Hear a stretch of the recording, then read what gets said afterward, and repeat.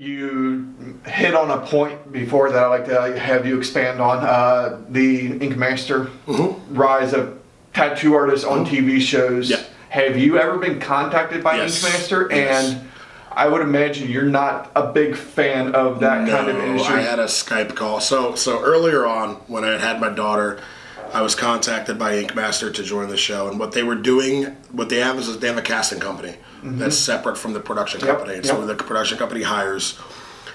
That casting company is in charge of basically scouring social media and finding people that have an online presence.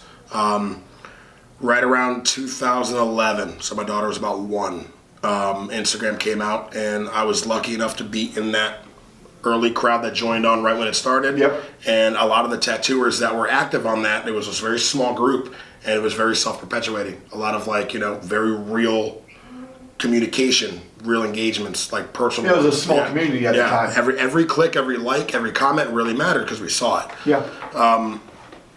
So they jump on with that wave, and we're starting to get a little bit of popularity on that, and they contact a lot of artists to see if they wanted to be on it. By this time, this is for season 2. Okay. Season 1 had already happened. It got renewed for a new season or purchased again.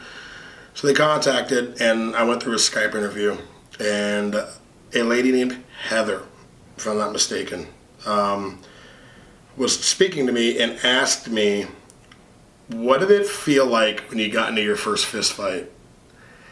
And I asked her, what bearing does that hold on my ability to go onto a tattoo television show and compete with my art and my versatility, or whatever my versatility could be, on a tattooed television show? What do you really want from me? You want a big, crazy, tattooed, bearded guy to be that role? Is that what's really happening? And I told them, in short, I told them to get fucked. And I got hung up on mid-Skype interview. Never contacted again. She would later visit Hell City and go to a lot of shops in Columbus. And when I saw the card that she brought into the shop, I was like, remember hanging up with me in that Skype interview? She promptly walked out, said nothing, and we all erupted in laughter at the studio.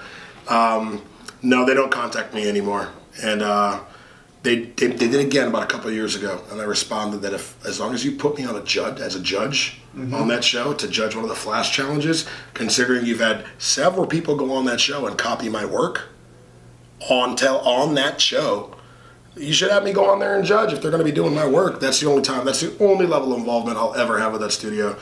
Never got an email back, and I've had a lot of friends in that show. As long as they can get the best experience they can without completely subjugating themselves to abuse, go for it. I hope it serves you very well. I hope it helps you out, helps your shops out. Get everything that you desired out of that, and don't let it ruin you. Don't go on that show and then deal with that very small, not even 15 minutes. You get 4.5 minutes of fame. Don't let that show turn you into a monster. During the last season, there was 2 artists that we all were very familiar with, and it was interesting to see all the comments from people judging, this is what was wrong with Juan's tattoo. Just viewers. Yeah. And I heard a story over the weekend about an artist who went on, I don't watch a show, so it was just a secondhand. The artist went on to Ink Master, and they wanted him to tattoo a portrait on a kid's hand, on a young kid, 20-year-old's hand probably, and he walked off the show because of it. Do you know what I'm talking about? I've vaguely heard the story without breaking any kind of rules to go into hyper details. Yeah. No, that's the... And it's good to see when they do attend the show that they still hold their morals true. I love that. If anything, that should be a testament to how little these production companies really give a shit about what it is that we love about tattooing and tattoo art, and the culture that goes along with it, responsible aspects of it. That is a fine example of them wanting to get that kid's hand tattooed for the sake of content, and the artist had to suffer the possibility of winning $100,000 by walking. He walked off the show. Yeah, walked right off the show. I think that right there is priceless. Fuck the $100,000 that you win. You know, if you stuck to your guns and you held on to your morals and shit, and you walked off because that went against what you thought was okay, good for you, man. And fuck that production company for doing that. You know, like that's what needs to happen more often. But the thing is though, even if all of the top brass of tattooing stops going on Ink Master, they're gonna find other people that don't care. And that's the thing. That's the adverse side, the other side of the coin in tattooing, because of how big it's gotten. There is a ocean of people that will sell their souls to be in that position, and they'll just go and exploit that. You know what I mean? Even if we all walk off, that's why it's a hard thing to change right now. The cogwheels are very big because a lot of the stuff got sold under our feet, and it's that's why I think these good artists need to be on that show. Because if that doesn't happen, we're going to get real bad stuff. I mean, and somehow those guys are going to segue in with their completely derelict morality in tattooing and completely fuck it up for the rest of us. There's a lot of artists when you go to a lot of conventions. I go to a fair amount, and there's a lot of artists that you walk in there and they have a huge Ink Master season 6. You know, I was on Ink Master, and like you look at their portfolio, you're like, you're nothing special. I'm sorry. You're a good artist, but you're not a quote unquote Ink Master. Yeah, mediocrity. You know what I mean? It's just they're really trying to squeeze out all the sauce on things like that. And I get it. That's the only way they're gonna bounce back from that experience. Is like, I was on Ink Master season 6. Like, nobody remembers that. Yeah. Nobody remembers that. You know what I remember on Ink Master season 6? The cast members that I knew were already very established tattooers prior to going on there, and they're doing fine. And that's because a lot of these guys didn't need it. They didn't need to go on there.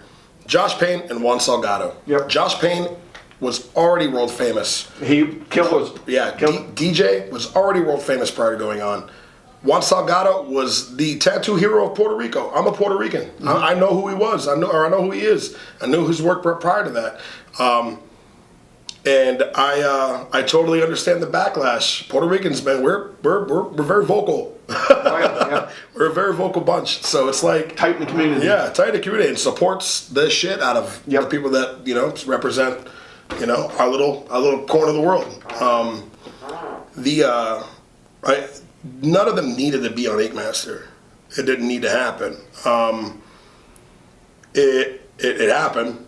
Whatever their personal reasons were, whatever. But they're going to be fine after Ink Master's done. They're going to be fine when they're on Ink Master 23, season 23. Mm-hmm. Like, you're still going to know who Josh Payne is, who DJ Tambi is, who Juan Salgado is. You're going to know who these guys are. You know what I mean? Like, it's not going to be they're not going to fall into obscurity, because they've put a lot of work out there. Their styles are very indicative to who they are.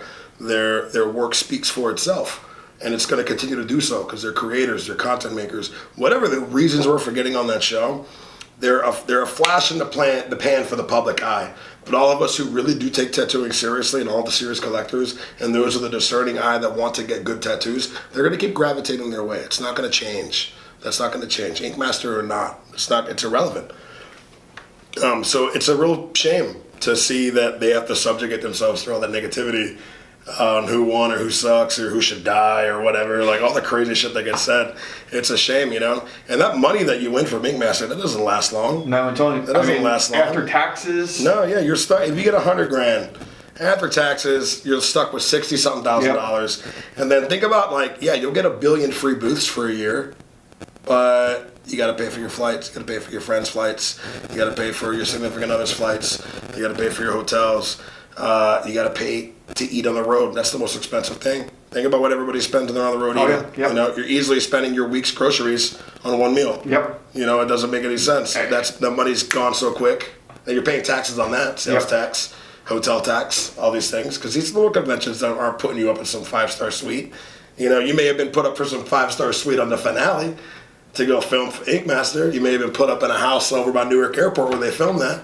You're not getting put up in a suite for the fucking Philadelphia Tattoo Convention. You're not getting put up in a suite for any convention. Any convention. They're not doing that to you. You're not going to have that.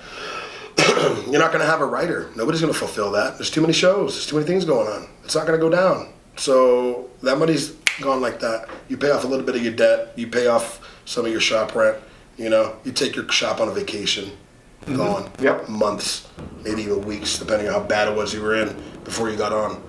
It's not life-changing. What the fuck you got? All you got, everybody forgot about you. Literally everybody has forgotten the fuck about you right now. And that shit, season finale was like, what, a month ago? Nobody gives a fuck anymore. I know a lot of for season 11. You know what I mean? I know a lot of artists on season 1, and when it initially came out, their wait list blew up. Mm-hmm. Yeah, and that's what I hope for. It was a novelty at the time. Yeah. You know, it was a novelty at the time. A friend of mine, Scott Marshall, rest in peace. You know, man, he dealt with the stressors of what happens after winning. You know, he had to keep up with shows and stuff like that, and like, and it's hard. Yeah, it's super hard. You know what I mean? A lot of people I know that have won that show, it gets very stressful afterwards. And I've known a fair amount of the guys that have won. You know? Yep. It's crazy. It's a very weird aspect of this business.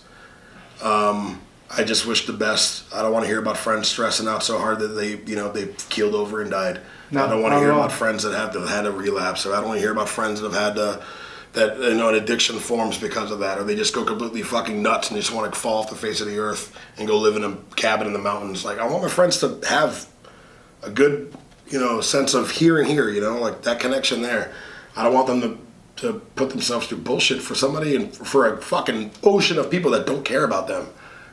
Like, what the fuck is that? Because they're all going to be back at square one if they're not already there right now.